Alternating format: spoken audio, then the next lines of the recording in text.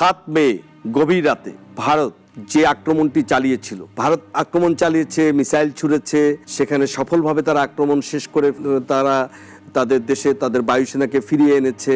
কিন্তু কি অস্ত্র দিয়ে আসলে তারা আক্রমণ করেছিল এটি জানবার কৌতূহল রয়েছে অনেকেরই। ভারতের অস্ত্র ভাণ্ডারে আমরা জানি যে পারমাণবিক থেকে শুরু করে তাদের নানা ধরনের ক্ষেপণাস্ত্র রয়েছে। তারা বিভিন্ন ফ্রান্স, আমেরিকা, রাশিয়া, এই ধরনের ব্রিটেন এদের সাথে যৌথভাবে এবং নিজেদের উদ্ভাবিত শক্তিতে তারা এখন বলীয়ান।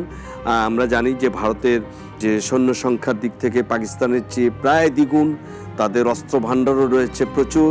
যদিও পারমাণবিক বোমার পরিসংখ্যানে পাকিস্তান বেশ কিছুটা এগিয়ে রয়েছে ভারতের থেকে, কিন্তু আবার ভারত তার নৌবাহিনীর দিকে যদি তাকাই, তার সেনাবাহিনীর দিকে যদি তাকাই, সীমান্তবর্তী রক্ষীর দিকে যদি তাকাই, সেদিক থেকে ভারত সুবিধাজনক অবস্থায় রয়েছে। ভারতের ট্যাঙ্ক থেকে শুরু করে গোলা বারুদ সব কিছুই পাকিস্তানের চেয়ে বেশি। কিন্তু পাকিস্তানের বিষয়ে একটা কথা বলা হয়, সমরবিদদের এক ধরনের বহু পুরনো একটা প্রবাদ রয়েছে, কোনো একটি যুদ্ধে যদি আমেরিকান আর্মস ভারতীয় অফিসার পাকিস্তানি সোলজার থাকে, তাহলে সেই যুদ্ধে সম্পূর্ণ তাদের অন্য কারোর জেতা সম্ভব নয়। এখানে আমাদের যে কারণে বলছি যে এখানে আমেরিকান আর্মস দুই দেশই রয়েছে। একসময় আমরা জানি যে পাকিস্তানের অতি মিত্র দেশ ছিল আমেরিকা, এবং আমেরিকা বিশেষ করে সর্বশেষ যখন আফগানিস্তানে সন্ত্রাসীদের আইএসআই এবং আল কায়েদাকে নির্মূল করার জন্য আমেরিকা বিভিন্নভাবে চেষ্টা করছে, তখন পাকিস্তানকে তারা সামরিক শক্তিতে বলীয়ান করে। আর অন্যদিকে ভারতের সাথে 2000 সালের পর যদি আমরা দেখি যে সোভিয়েত ইউনিয়নের পতনের পর থেকে আসলে ভারতের সাথে আমেরিকার এক ধরনের সখ্যতা গড়ে ওঠে। ফলে আমেরিকান অস্ত্র দুই দেশেই রয়েছে। আবার পাকিস্তানের সোলজাররা এত বেশি সাহসী, এত বেশি মনোবল, অন্যদিকে ভারতীয় অফিসাররা প্ল্যানিংয়ে, মানে যুদ্ধের গতি প্রকৃতি কী করে করা যায়, খুব দ্রুততম সময়ে কিভাবে শত্রুপক্ষকে ঘায়েল করা হয়, এটা তো একটা মনস্তাত্ত্বিক দিক থেকে তারাও এক ধরনের এগিয়ে আছে। তো আমরা যেটা বলছিলাম যে 7 মে গভীর রাতে কী ধরনের 3 ধরনের অস্ত্র দিয়ে ভারত আক্রমণ করেছিল। তার যদিও ব্রহ্মাস্ত্র রয়েছে, তার যদিও আরও অন্যান্য অস্ত্র ভাণ্ডার ছিল, সেখানে প্রথম ব্যবহার করেছিল স্কাল্প ক্রুজ ক্ষেপণাস্ত্র। স্কাল্প ক্রুজ ক্ষেপণাস্ত্রটা কি, এটা নিয়ে আমরা 3 ধরনের মধ্যে এটি একটি, আমরা এটি আগে নিয়ে একটু কথা বলবো। স্কাল্প ক্রুজ ক্ষেপণাস্ত্র মূলত স্কাল্প ক্রুজ ক্ষেপণাস্ত্র ভারত যখন রাফাল কিনে ফ্রান্সের কাছ থেকে, তখন এই ক্ষেপণাস্ত্রটি কেনার চুক্তি করেছিল। এই ক্ষেপণাস্ত্রটি হচ্ছে এমন একটি ক্ষেপণাস্ত্র যেটি রাফাল বিমানের সাথে সংযুক্ত করা হয় এবং এটা আকাশ থেকে ভূমিতে নিক্ষেপ করতে হয়। কি 500 কিলোমিটার মধ্যে যে কোনো জমির ভিতরে লুকায়িত খুব শক্ত বা বাঙ্কার, সে তার শত্রুপক্ষের যে কোনোকে খুবই সূক্ষ্মভাবে সুনিপুণভাবে এটাকে ধ্বংস করতে পারে। পাকিস্তান প্রধানমন্ত্রী ইসাকদার দাবি করেছিলেন যে ভারতীয় বায়ুসেনার প্রায় 70 থেকে 75টি বিমান এই হামলায় অংশ নিয়েছিল। তার মধ্যে তারা 5টিকে তারা ভূপাতিত করেছে, এটা তাদের দাবি। ভারতীয় কোনো গণমাধ্যম থেকে বলেছিল যে 3টি, কিন্তু সেখান থেকে যে স্কাল্প ক্রুজ ক্ষেপণাস্ত্র ব্যবহার করা হয়েছিল সেটির তথ্যটি ভারতীয় গণমাধ্যম থেকেই পাওয়া গেছে। এমনকি পাকিস্তানি ডন কাগজে থেকেও এই তথ্য এসেছে যে এই স্কাল্প ক্রুজ ক্ষেপণাস্ত্র এতটাই বিধ্বংসী যে এটি একটা চলমান এবং স্থির যে কোনো শত্রুপক্ষের জায়গাকে নির্ধারণ করতে পারে, এবং এটি জিপিএস দ্বারা যারা নিয়ন্ত্রণ করে, রাফাল যখন সেখান থেকে ছোড়ে, সেটা শত্রুপক্ষের টার্গেট অনুসারে গিয়ে ধ্বংস করে।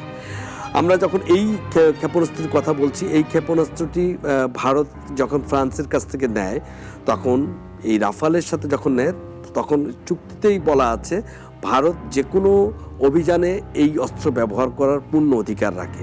তো আমরা আরও যখন এটা বিশ্লেষণ করে জানলাম, স্কাল্প ক্রুজ ক্ষেপণাস্ত্রটি ইরাক, লিবিয়া, সিরিয়া এবং ইরাকে যেমন ব্যবহার হয়েছে, কিন্তু এটার আরেকটা ব্যাপক ব্যবহৃত হয়েছে যখন রাশিয়া এবং ইউক্রেন যুদ্ধে, এবং ইউক্রেন এই অস্ত্রটি রাশিয়ার নিয়ন্ত্রিত ভূমিতে, রাশিয়ার অঞ্চলেও এটি প্রয়োগ করে সে তার সাফল্য পেয়েছে। তো ভারত এমন সময় যে অস্ত্রটি ব্যবহার করলাম, এই অস্ত্রটি ভারতের জন্য আরেকটি মনে হলো যে সে এই অস্ত্রটা রাডারকে ফাঁকি দিতে পারে, এবং এটি প্রমাণিত হয়েছে। এবং এই অস্ত্রের গুণে ভারত সে তার আরেক ধাপ, তার যে সাজসজ্জা এবং সেখানে যে তার এই অস্ত্রের সক্ষমতা, সেটি ভারত আরেকবার এই যুদ্ধে তার রূপ দেখাতে পেরেছে। ভারত 7 মে যে 3টি অস্ত্র ব্যবহার করেছিল, যে মিসাইলগুলো ব্যবহার করেছিল, তার দ্বিতীয়টি হচ্ছে হ্যামার প্রিসিশন গাইডেড মিসাইল। এটি একটি উচ্চ ক্ষমতা সম্পন্ন বোমা। এটা যখন রাফাল কেনে ভারত, বেসিক্যালি এটাও ফ্রান্সের তৈরি, যখন রাফাল কেনে তখন এই বোমা, এই হ্যামার প্রিসিশন গাইডেড মিসাইলটি তারা নিয়েছিল।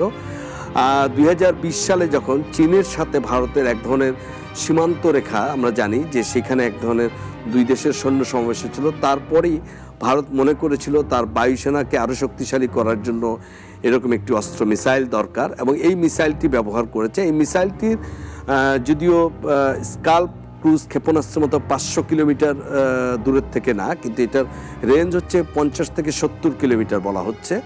এটিও বিমান থেকে, আকাশ থেকেই শত্রুর নিশানা টার্গেট করে, কিন্তু এটার শক্তিশালীটা হচ্ছে এত ক্ষমতা সম্পন্ন বোমা যে এটি অনেক কম খরচে কেনা যায় এবং অনেক বেশি কার্যকরী। এবার ভারত সেটি আবার দেখালো এবং সেটির প্রয়োগটা হয়েছে রাফাল থেকেই, এবং রাফাল থেকে যখন ছোড়া হয় এবং ছোড়ার পরে যে মাটির নিচে যে বাংকার থাকে এবং যে কোনো স্থাপনা থাকে, এটি চলমান অথবা স্থির দুটোকেই সে নির্ভুলভাবে ধ্বংস করে দিতে পারে। এবং এটা নিয়ন্ত্রণ করা হয় দুভাবে। এটা যদি বলে যে জিপিএস ট্র্যাকটা খুবই কার্যকরী, এবং জিপিএস থেকেই এটা করা হয়েছিল, এবং সেটার প্রতিশ্রুতিতে এখন দেখা গেল যে ভারতের যে অস্ত্র ভাণ্ডার, সেখানে এই হ্যামার প্রিসিশন গাইডেড মিসাইল এটা আরেকটা নতুনভাবে এখন আলোচনায় চলে এসেছে। যে ভারত আসলে এমন একটি যুদ্ধের সময়, যেমন স্কাল্প ক্রুজ ক্ষেপণাস্ত্রের পরে কেউ ভাবছিল যে ভারত যে তার অন্যান্য ক্ষেপণাস্ত্রগুলো ছিল, যেমন ব্রহ্মাস্ত্র ছিল, তার ব্রহ্মাস্ত্র 1 ছিল, 2 ছিল, আন্তঃমহাদেশীয় অন্যান্য ক্ষেপণাস্ত্র, সেগুলো সে ব্যবহার না করে কেন করেছে, এটা আমাদের সমরবিদরা কেউ মনে করছেন, বিভিন্ন গণমাধ্যমে তারা বলেছেন যে এর কারণ হচ্ছে হ্যামার প্রিসিশন গাইডেড মিসাইল রাফালের সাথে যখন নেওয়া হয়েছে, তখন এটির ব্যবহারটা সঠিকভাবে করার জন্য শত্রুপক্ষের উপরে ভারত এই প্রয়োগটা করেছে। এবং নিশ্চয়ই এখন ভারত আগামীতে এই ধরনের মিসাইলের প্রতি আরও বেশি ঝুঁকবে, এবং এই ধরনের মিসাইল তারা আরও বেশি শত্রু রাষ্ট্র বা তাদের দৃষ্টিতে যারা শত্রু তাদেরকে ভয় দেখানোর জন্য এবং তারা যুদ্ধে জয়ী হওয়ার জন্য এই ধরনের অস্ত্রের ব্যবহার করবে। এখানে আমরা একটা কথা বলতে পারি, স্কাল্প ক্রুজ ক্ষেপণাস্ত্র এবং হ্যামার প্রিসিশন গাইডেড মিসাইলের মধ্যে পার্থক্য কী? পার্থক্য হচ্ছে, একটা বড় পার্থক্য হচ্ছে যে স্কাল্প ক্রুজ ক্ষেপণাস্ত্র ব্যয়ের তুলনায় হ্যামার প্রিসিশন গাইডেড যে অনেক বেশি দামি যদি আমরা দেখি খরচের তুলনায়, কিন্তু এটা রেঞ্জ হচ্ছে 500 কিলোমিটার, আর হ্যামার প্রিসিশন গাইডেড মিসাইলের রেঞ্জ হচ্ছে 50 থেকে 70 কিলোমিটার, হয়তো বা একটু বেশি হতে পারে উচ্চতার উপর নির্ভর করলে। কিন্তু এটার সুবিধাটা হচ্ছে অনেক কম খরচে এটা অনেক বেশি ধ্বংসযোগ্য চালাতে পারে। যুদ্ধে আমরা জানি যে একটা ব্যয়, যুদ্ধ মানেই কিন্তু একটা প্রচুর অর্থের ব্যয়।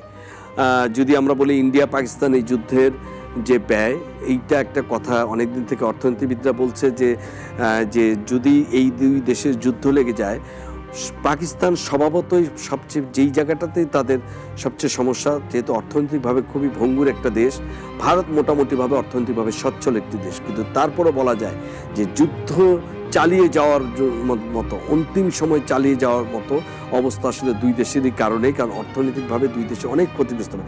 সেই জায়গায় ভারত হয়তোবা এই হ্যামার প্রিসিশন গাইডেড যে মিসাইলটি ব্যবহার করেছে, তারা সেই দিকটাও তাদের মাথায় রেখেছে এবং এটার ধ্বংসযোগ্য তারা একটা সফলতা পেয়েছে। আমরা এবার আসছি তৃতীয় যে অস্ত্রটি ব্যবহার করেছে, সেই অস্ত্রটি এক ধরনের হচ্ছে আত্মঘাতী ড্রোন। এটাকে বলা হয় কামিকাজ ড্রোন। এইটা আমরা জানি যে এবার বিশেষ করে যুদ্ধ হয়েছে ইউক্রেন এবং রাশিয়া এবং ইউক্রেন, সেখানে এই এই আত্মঘাতী ড্রোনের ব্যাপক ব্যবহার দেখা গেছে। আত্মঘাতী ড্রোন হচ্ছে কামিকাজ ড্রোনটির যে মূলত কাজ, সেটি হচ্ছে যে শত্রুপক্ষকে সে নিশানা করে এবং নিশানা করে নিজে গিয়ে তার একটা বোমা বহন করে নিজে ধ্বংস হয়ে অন্যকে ধ্বংস করে। এটি আমরা যদি জানি যে দ্বিতীয় বিশ্বযুদ্ধের সময় জাপানিজরা প্রথম এ ধরনের একটা আত্মঘাতী যুদ্ধে যে আত্মঘাতী ব্যবহার করা হয়েছিল, যে একটি বোমা বহনকারী বিমান নিয়ে তারা শত্রুপক্ষের নিশানার উপরে, শত্রুপক্ষের জাহাজের উপরে অথবা শত্রুপক্ষের যে যায় স্থাপনার উপরে তারা সেখানে আত্মঘাতী হামলা চালাতো। কিন্তু সেইখান থেকে ধারণা নিয়ে এখন এই আধুনিক বিশ্বে নতুন যুদ্ধের একটা শুরু হয়েছে, যে এই আত্মঘাতী ড্রোন।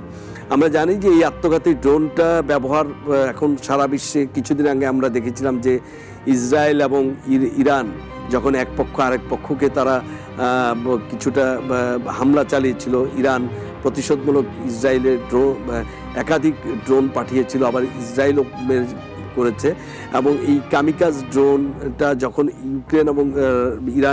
ইউক্রেন এবং রাশিয়ার যুদ্ধে আমরা ব্যবহার দেখলাম, ঠিক এই যুদ্ধেও ব্যবহার হয়েছে। এমনকি আজকে যেটি পাকিস্তানি সংযোগ বাহিনী আইএসপিআর থেকে যে প্রধান, তিনি লেফটেন্যান্ট জেনারেল শরীফ আহমেদ চৌধুরী, তিনি দাবি করেছেন যে 8 মে রাতেও ভারত এক ঝাঁক ড্রোন পাঠিয়েছে। এই ড্রোনটা হচ্ছে যে বিমান থেকে এই ড্রোনগুলো পাঠানো হয় এবং এই ড্রোনগুলো নিয়ন্ত্রিত হয়। এটা খুবই রিমোট কন্ট্রোল ড্রোন এবং সে তার সুনিশ্চিতভাবে অনেকক্ষণ আকাশে উঠতে পারে একটা নির্দিষ্ট সময় পর্যন্ত শত্রুপক্ষকে টার্গেট করে, তারপরে সেই শত্রুপক্ষের উপরে গিয়ে হামলে পড়ে এবং ড্রোনটিও ধ্বংস হয়। কিন্তু এটা খরচের তুলনায় অন্যান্য মিসাইলের চেয়ে অনেক কম খরচ হয়, কিন্তু অনেক বেশি ধ্বংসযজ্ঞ ডেকে নিয়ে আসে। তো ভারত এমন 3টি অস্ত্রের সাহায্যে যে এই যুদ্ধে আক্রমণ করলো, এইটার আসলে ফলাফল হয়তোবা সামনে আমরা আরও ব্যবহার দেখতে পাবো। যদিও আমরা মনে করি যুদ্ধের ইতি এখানেই শেষ থাকা উচিত। ভারত কেবল তার 3টি সমরাস্ত্র দেখালো, ভবিষ্যৎ যদি যুদ্ধ অব্যাহত থাকে তাহলে হয়তো আরও নতুন কোনো অস্ত্র আমরা দেখতে পাবো, অস্ত্রের ব্যবহার। একই সাথে পাকিস্তানও হয়তো নিশ্চয়ই তার অস্ত্রের ব্যবহারের ভাণ্ডার মেলে ধরবে, যদি এটা একান্তভাবে কাম্য না। আমরা চাই শান্তি, যুদ্ধ নয়, কারণ যুদ্ধ কখনো সমাধান ডেকে আনে না। শান্তি, যদি যুদ্ধের পরিবর্তে শান্তির বার্তা দেয়া হয়, সেখানে অনেক বেশি মানুষের জীবন বেঁচে যায়, সম্পদ বেঁচে যায়, মানুষ বেঁচে থাকে অনেক দিন। আমরা সেই রকমই একটি সুন্দর সভ্যতা, সুন্দর দুনিয়া দেখতে চাই।